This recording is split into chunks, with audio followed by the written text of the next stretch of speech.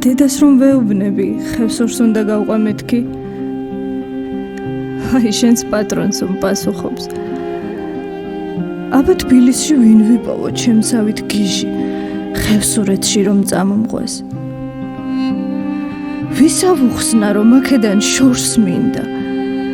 იქ სადაც ზამთარში გზები იკეტება. იქ სადაც არ იჭერს მობილური. იქ სადაც არ გადის ინტერნეტი.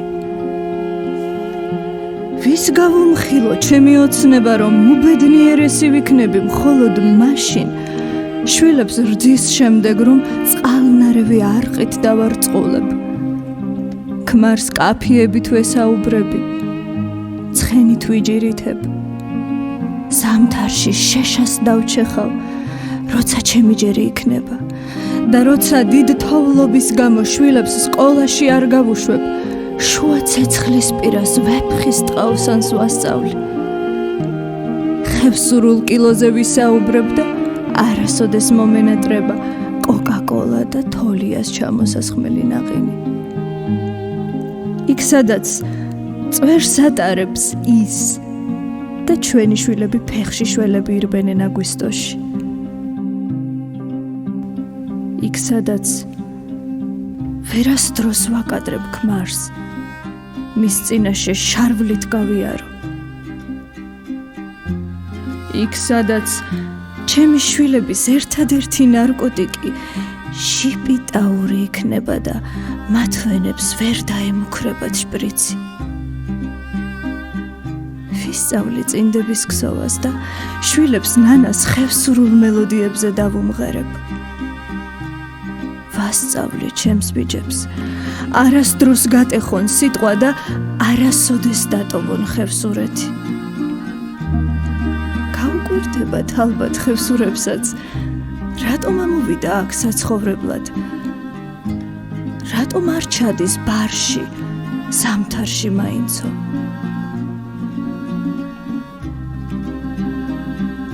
არ მომენატრება ქალაქი. მთის გულისთვის დავთმობ მეგობრებს, ოჯახს. ალბათ ვერავინ გამიგებს. რატომ ვიბრძოლებ სიკვდილამდე იმისთვის, რომ ცივილიზაციამ ვერ მოაღწიოს ხევსურეთამდე?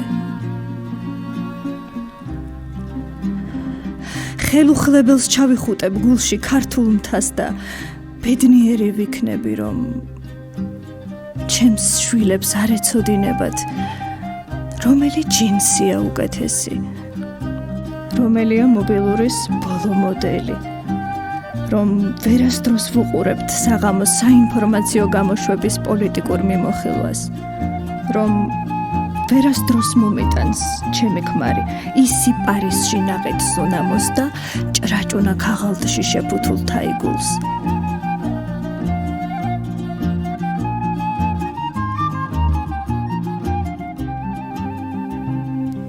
და ბოლოს სიკვდილის წინ ყურში ვეტყვი ჩემს მოძღვარს, რომ ბედნიერი ვარ და რომ ამაზე დიდი სიკეთე არასდროს შემეძლო ჩამედინა, რომ თურმე ეს ყოფილა ჩემი ამ ქვეყნად მოსვლის მიზანი. ამას ვერასდროს ვეტყვი დედას და ყოველთვის ცრემლი მომადგება, როცა ამას ვერც მეგობრებს გავაგებინებ. ვერა ვუხსნი, რომ მონასტერში ბედნიერი იმიტომ ვიყავი, რომ წინდას ვგზოვდი, პურის მარცვალს ვარჩევდი. მამაკაცები რომ ტრაპეზობდნენ, იმ ოთახში არც შევდიოდით. თოვლს ვიბერტყავდით კალთებიდან და მერე შეშას ვჩეხავდით. და იყო ამაში რაღაც ხევსურული.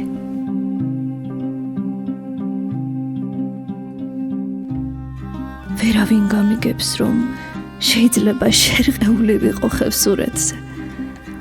მიუხედავად იმისა, რომ იქ არასოდეს ვყოფილვარ. ალბათ არის მიზეზი, რადგან არც მთიულეთის, არც ფშავის, არც სვანეთის ხსენებაზე გული ისე არ ფეთქავს.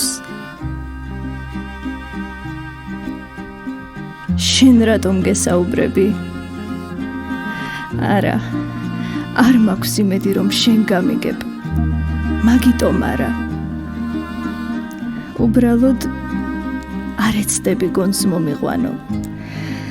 და დროსა და ენერგიას არ დახარჯავ იმის მტკიცებაში, რომ გამიჭირდება ხევსურეთში ცხოვრება.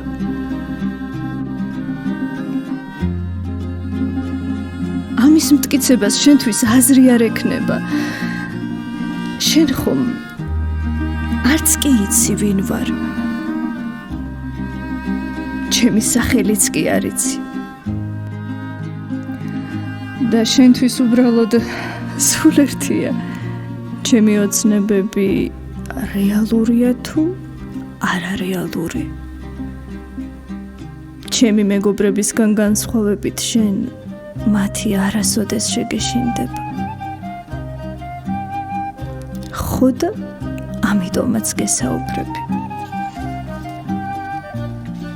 ერთი ადამიანია, ვისაც ჩემი ეს ოცნება ესმის, რადგან იმის ოცნებაც ეს არის. ჩვენს ოცნებაში მეზობლად ვცხოვრობთ.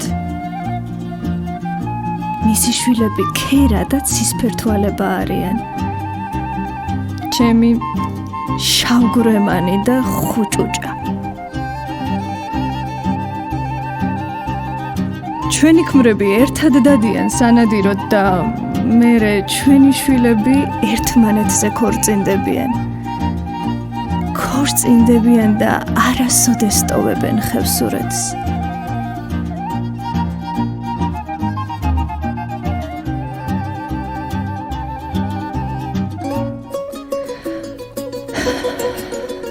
ვერასდროს გამიგებს დედა.